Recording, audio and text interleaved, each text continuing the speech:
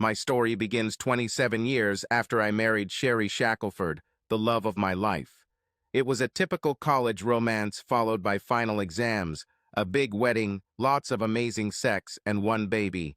Our daughter Randy was conceived on our honeymoon. The pregnancy and birth were difficult, so we decided not to have any more children. I had a vasectomy, and that was it. My name is Jake Turner. I am 49 years old, like my wife Sherry. Our daughter Randy is 26, married with no children, and lives about an hour away from us. I graduated from university with a degree in finance and started working at a local bank. After about 7 years, I moved to a larger bank and rose to the position of vice president. It was a great job with a good salary, plus I had a great boss, the president of the bank. He took me under his wing, which helped me advance in my career. Sherry earned a degree in accounting and became a certified public accountant. She recently became a junior partner at the firm. We live in a nice area, in a nice house with a pool, and although we make good money, we also spend a lot. We enjoyed our successes. Sherry is a real beauty. Beautiful face, great body, long blonde hair, and long legs that curl so nicely around my back during sex. Did I mention she has great breasts? So, she really has magnificent breasts. Now let me say that I'm not bad either. Tall, handsome, athletic build, with good blonde hair. I haven't lost a single hair yet. Well, at least that described me until about 6 months ago, and that's the beginning of the story. Sherry. Jake called me from work and said something was wrong, and if I could take the day off and come home. He didn't explain over the phone, so I took the day off and hurried home. When I arrived, Jake was sitting on the couch looking like the world was about to collapse. The bank where Jake worked was sold to one of the mega banks about 2 weeks ago. Jake's boss, whom he liked and respected, sold the bank and retired. Jake and his new boss didn't get along very well, but Jake thought things would get better with time. The banking industry was going through difficult times at the time due to the recession and housing crisis. Jake began to shake as he said, "Sherry, I got fired. Mr. Kenneth Henderson, the new boss, called me this morning and told me there were going to be changes at the bank, and I didn't fit into the bank's future. He gave me 3 months severance and told me to leave as soon as I packed my things." "Oh, Jake, darling, I'm so sorry. I know how much you like this job. Don't worry, we can handle it, and you'll find a new job soon. You have 3 months of salary, and I'm sure you'll find another job before this money runs out." "Sherry, we are still in a recession. It will be difficult to find a position equal to the one I had in this bank. It's like starting from scratch. You know me, I need to work. I don't like to sit idle. My work is my life. Besides you and Randy, this is what I live for. Jake, I have no doubt that you will find a new job, perhaps even a better one. You are talented, hardworking, and always put your heart and soul into your work. Everything will be all right. We'll be okay financially. You have 3 months. That's enough time to find a new job." "You think so, Sherry? I can tell that it will be difficult for me, knowing that you are doing all the work and I am not doing my part." "Darling, you are making a contribution. Remember that you are still getting paid. By the way, should we transfer our money from your old bank?" "Hell yes, we will transfer them. That bastard Henderson will never see another penny from our business." That night, I had passionate sex with him to boost his confidence. Jake was a great lover. He really knew how to satisfy me in bed. The next day, Jake started looking for a job.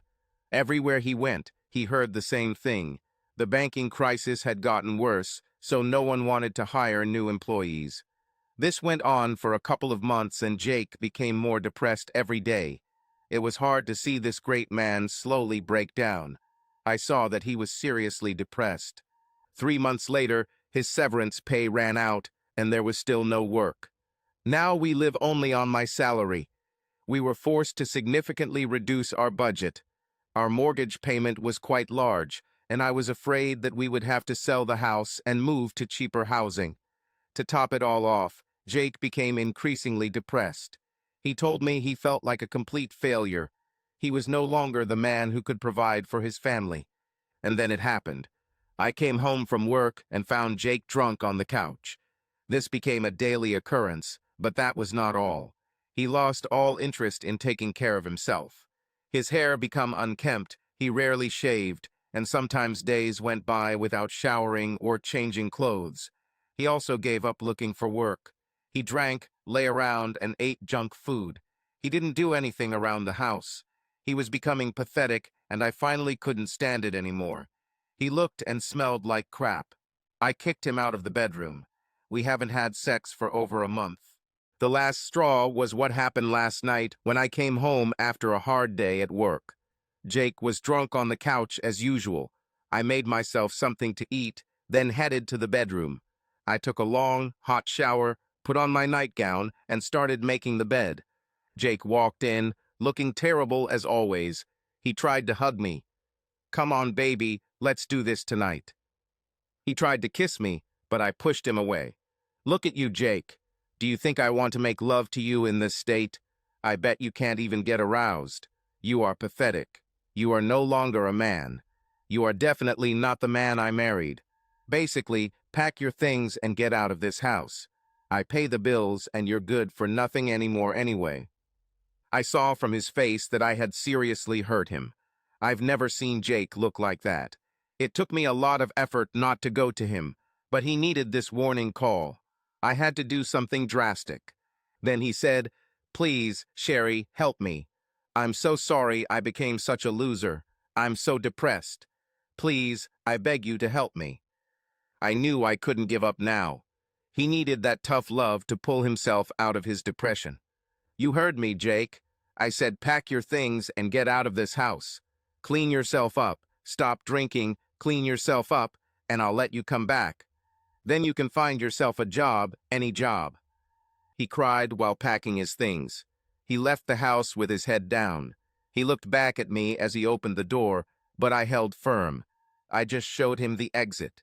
It was the hardest thing I've ever had to do. "Jake, I left home that night feeling like I had hit rock bottom. I rented a cheap motel and bought several bottles of cheap whiskey. I immersed myself in alcohol and stayed in it for a week. My phone rang periodically, but I didn't answer or even look to see who it was. It's been about a week since I moved into the motel. I was lying on the bed drunk and barely thinking. At that moment, I thought that maybe it would be best to end everything. What do I have left in my life? There was a glass vase with artificial flowers on the night table. I smashed the vase on the coffee table, breaking it. I wanted to commit suicide. I was about to do this when there was a knock on the door. Then I heard my daughter Randy's voice screaming for me to open the door. Then the voice of her husband John shouting the same thing. I was sitting on the floor with a large piece of glass when the door opened. The manager was with them. Randy convinced him that I might be in danger. Randy ran over and snatched the piece of glass from my hand. She threw it across the room and then hugged me. We both cried as she helped me onto the bed.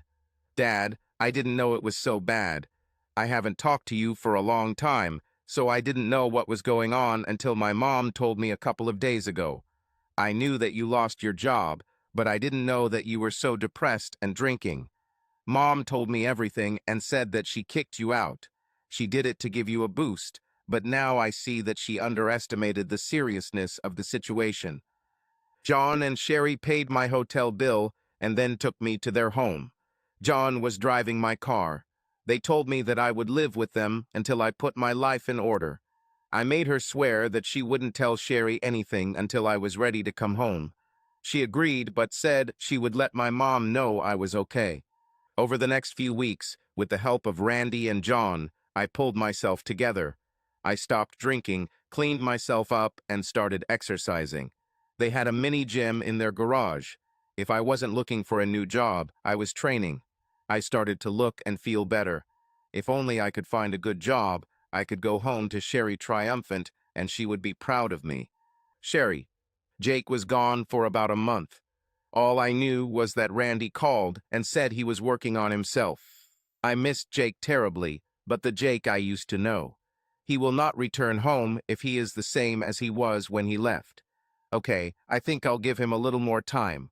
I didn't want to get a divorce. but I was beginning to doubt that I had a choice. About 2 weeks after Jake left, I was assigned a new, very handsome client. We had lunch together several times on business matters, and things went pretty well. It had been quite some time since I had sex, with Jake of course, and I was starting to feel aroused. I wanted Jake back, but I haven't heard anything from him since he left. The client's name was Walter. He owned his own business and used our firm for all his accounting needs. I was assigned to work with his business. I noticed at our second dinner that he was interested in me for more than just business matters. I must admit that I also began to feel interested in him. However, I was still married to Jake and told him so. He was smart and knew what to say. He reminded me of all the negative things I told him about Jake. I don't think I realized I was so cruel to Jake. He convincingly said that everything would be fine if we went on a date. He even used the word separately. I became increasingly confused and agitated listening to his nonsense. Walter was divorced and probably a ladies' man. Over time, this stopped bothering me. I wanted more and more to go on a date with him. He asked me out to dinner a couple of times, but I thought of my old Jake and said no. It's been 6 months since Jake lost his job and about a month since I kicked him out. I didn't know what to do. Should I go and file for divorce? I decided to wait another 2 weeks and then contact a lawyer. I also had another dinner invitation from Walter. My social life was practically non-existent. I decided that a harmless dinner wouldn't ruin anything. I just wanted to get out of the house and be in the company of men, so I agreed to Saturday evening. Jake, Randy, and John became my saviors. Among other things, they took me to the doctor. She prescribed me mild antidepressants, which made me feel much better. She said I was clinically depressed. I was working on some job offers when I received a call from Mr. D. Sanders at my old bank. It turned out that he was the new manager. Mr. Henderson was fired a couple of weeks ago. Mr. Sanders said he was looking through old personnel files and came across mine. He couldn't believe Henderson fired me. Ultimately, he wanted to invite me to interview for a position at my old bank. We agreed to meet the next day. I was delighted. I couldn't wait to tell Randy and John. As soon as they returned from work, I told them the news. Randy decided I needed a new suit, and we decided to go out to dinner and celebrate. She bought me a very stylish 3-piece suit that made me look like $1 million.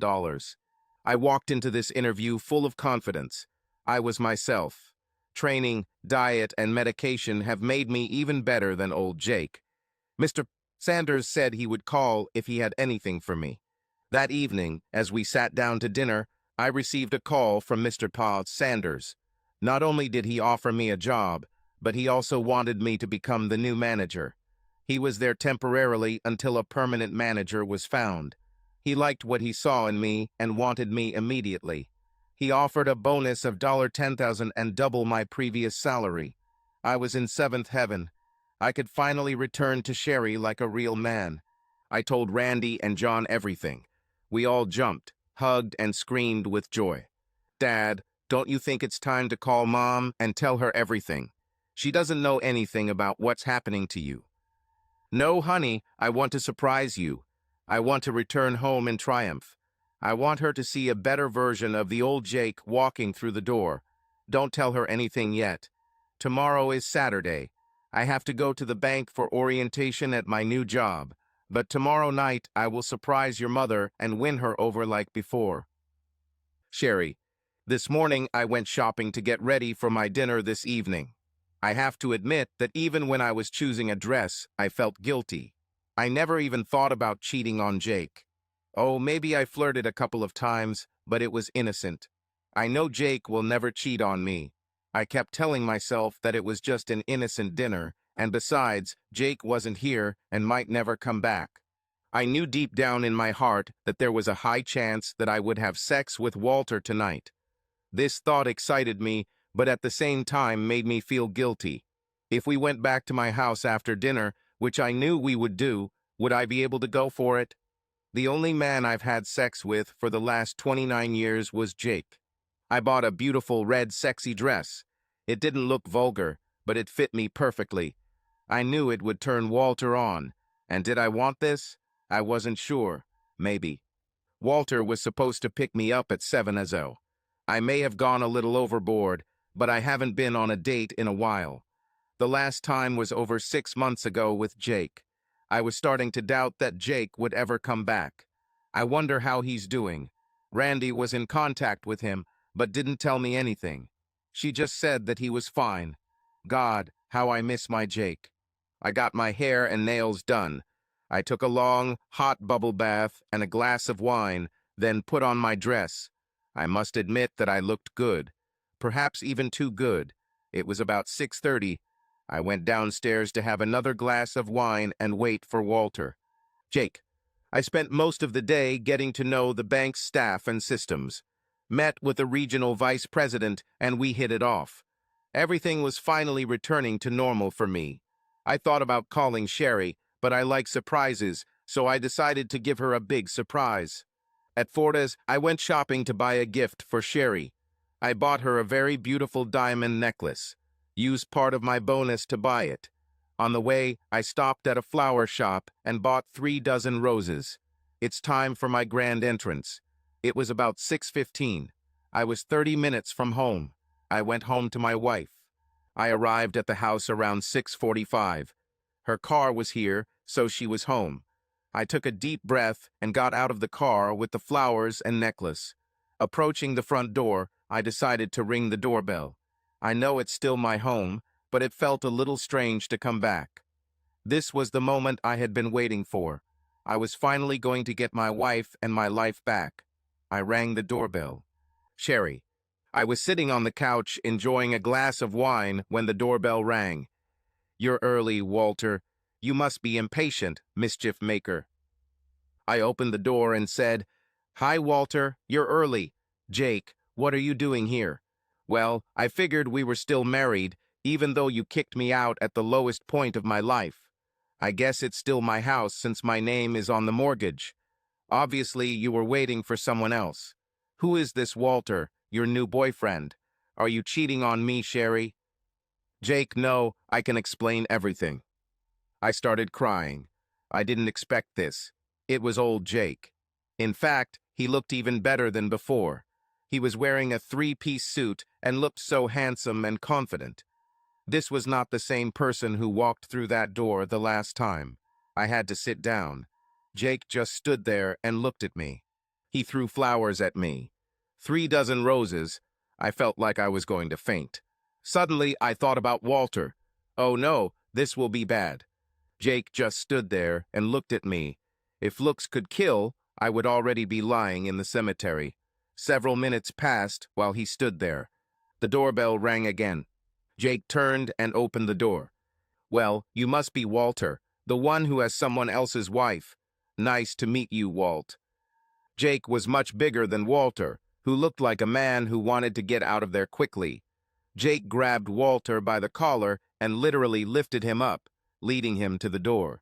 Jake threw Walter against his car and said, Listen here, you little bastard. If I see you around my wife one more time, I will stitch your ass to your face and make you shit down your throat. Got it, Walt? Walter said, Yes, sir, as he got into his car and drove away. Jake returned and slammed the door. Then he moved from anger to pain. He fell to his knees and cried. All the emotions and pain he had been through came rushing back to him, and a lot of it was my fault. First, I turned away from him in his time of need, and then I almost cheated on him. I was the worst wife in the world. I tried to help him get up, but he pushed me away. How long have you been cheating on me, Sherry? Were there others? Am I just one big fool to you? Sit down with me, Jake, and I will tell you everything, and it will be the truth. First of all, I have never cheated on you and have no intention of. Walter is a client, but I admit I let him go too far. I wasn't sure you'd ever come back. I didn't hear anything from you, so I didn't know if you were still drinking or not. I haven't had a drink since a week after you kicked me out, he said. That's good, dear. I know I was wrong, but I was so disappointed in you. In any case, Walter and I met several times on business matters, and I got to know him better. He was a good man. Yes, a good man who just wanted to get into your panties. Maybe so, but he was kind to me and said all the right things. I was lonely without you, Jake. You were away for a long time. I wanted to go out and do something. He invited me to dinner, and I accepted. Were you planning to come back here after dinner? Jake asked. I do not know. Maybe. We only talked about dinner, but yes, we would probably come back here for a glass of wine. Tell me something, Sherry, and be honest. If he brought you here and tried to have sex with you, would you go for it? I won't lie, Jake, that thought has crossed my mind. I was lonely, and like I said, I wasn't sure if you would come back. But deep down, no, I wouldn't cross that line. When all is said and done, I am still married to you and love you with all my heart and soul. I really want to believe you, Sherry, but I think that after a couple of glasses of wine, you might give in and sleep with him. I thought about it, dear, and decided to limit the amount of alcohol I drink. You just have to trust that I would have remained faithful. Even though I had doubts, I convinced myself that I would remain faithful. It doesn't matter, Jake is back, and I'll never see Walter again. I hope you're telling the truth, Sherry, because our future and our marriage depend on it. I swear, Jake, I just want everything to go back to the way it was before. I could see from his face that it wouldn't be easy, if not impossible. I could see that he still had doubts about what could have happened this evening if he had not come. I have a lot to process, Sherry, and I'm not ready to just forgive and forget. I need time to think about everything. I'm back home, but I'll be staying in the guest room until I figure this out. My heart sank. I knew dinner with Walter was a bad idea. Deep inside, I told myself that this was wrong. Unfortunately, I didn't listen to myself.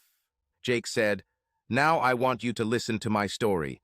I don't think you understood the seriousness of what happened. I was destroyed when you told me to leave, especially when you said I'm no longer the man you married and I don't contribute anything. I begged you to help me, but you turned away." I started crying. I couldn't look at Jake. I realized what a terrible wife I was that night. I thought I was helping him by getting him to change. It was the worst thing I could do. He didn't need tough love. He needed my love. I ended up in some rundown motel. I bought enough alcohol to keep me drunk for a week. Finally, I decided that I had nothing left. I broke a vase in the room and was about to eat with myself when Randy and John started knocking on the door. The manager was with them, and they convinced him that I was in danger. Randy ran up to me and hugged me. I cried for about 15 minutes. She saved my life. Randy called me a couple of days before, and I told her the whole story. I guess she got worried and went looking for her father. I don't know how she found it, but I'm glad she did. I know Jake, and he could very well have cut his wrist that night. The thought made me feel sick. Randy and John took me in and helped me change. I stopped drinking immediately. I started training in their mini gym. I shaved, cleaned myself up, and started writing the best resume for my job search. Started feeling and looking better. They also took me to a doctor who said I was clinically depressed. The doctor started treating me, which helped a lot. All I had to do was find a good job, and then I could return to you in triumph and earn your respect. Oh God, Jake, what a terrible wife I was. It's all my fault. I should have done what Randy did instead of feeling sorry for myself. How can you even forgive me? I cried so hard that Jake came over and hugged me. I felt good in his arms, but he soon pulled away.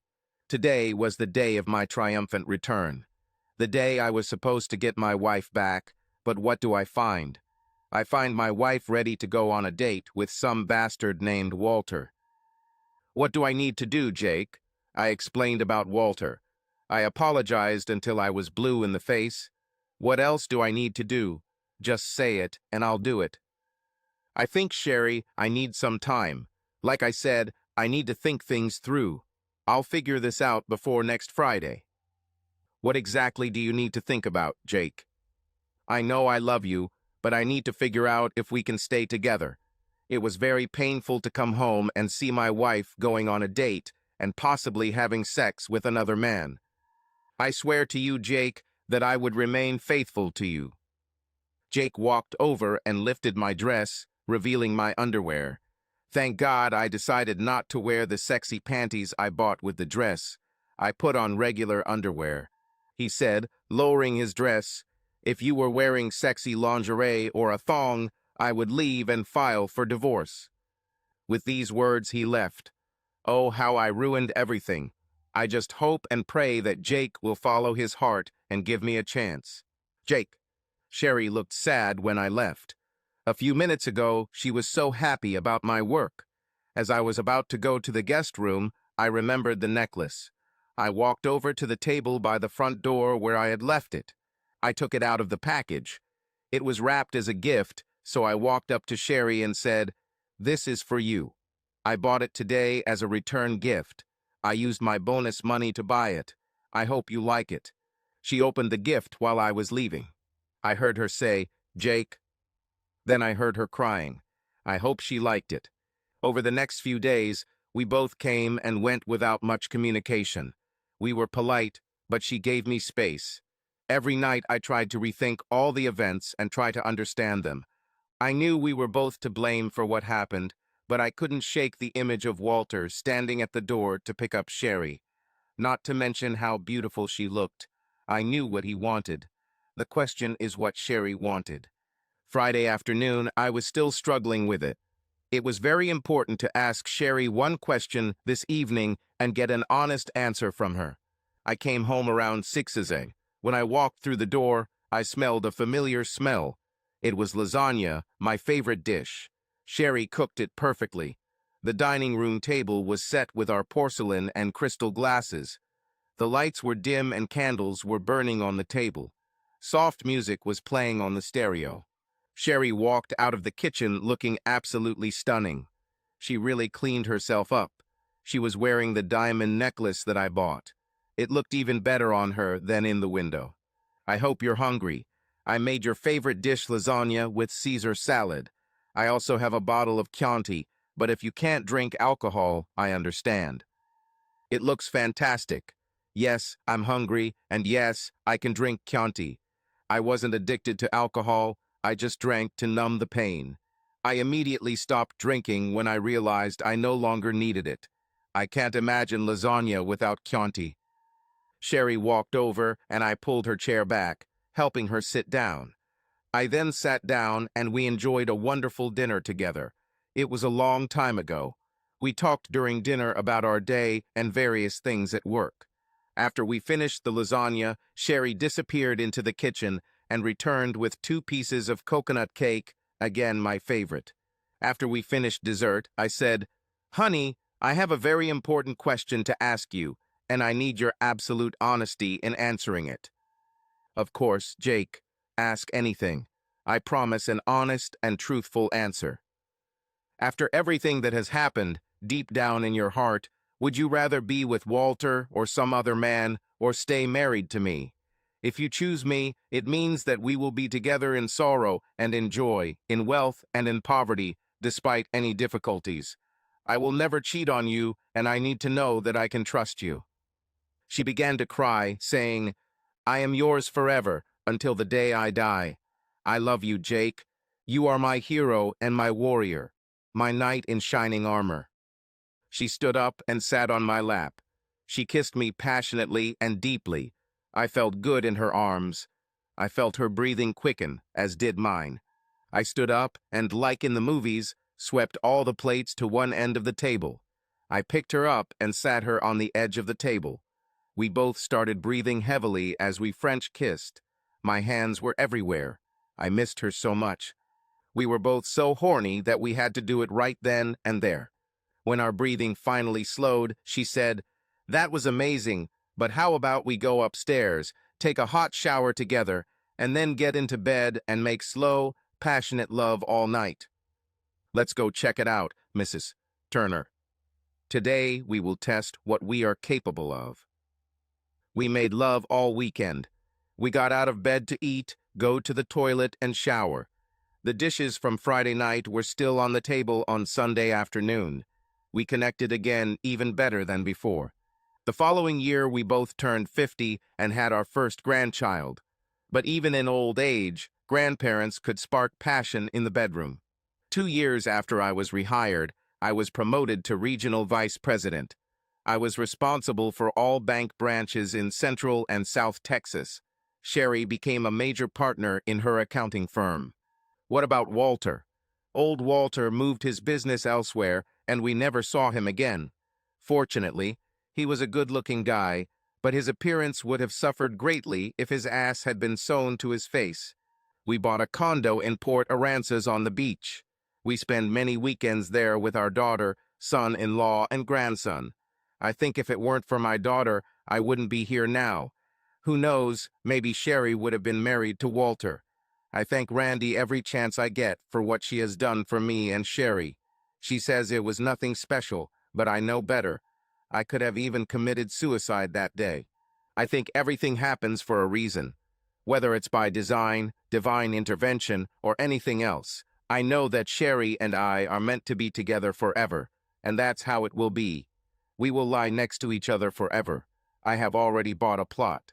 Subscribe to our channel so that your love doesn't cheat on you, and go ahead and listen to the next story, because this story is nothing compared to the next one. If you're under 18, don't even think click to the next one. Click to the next one.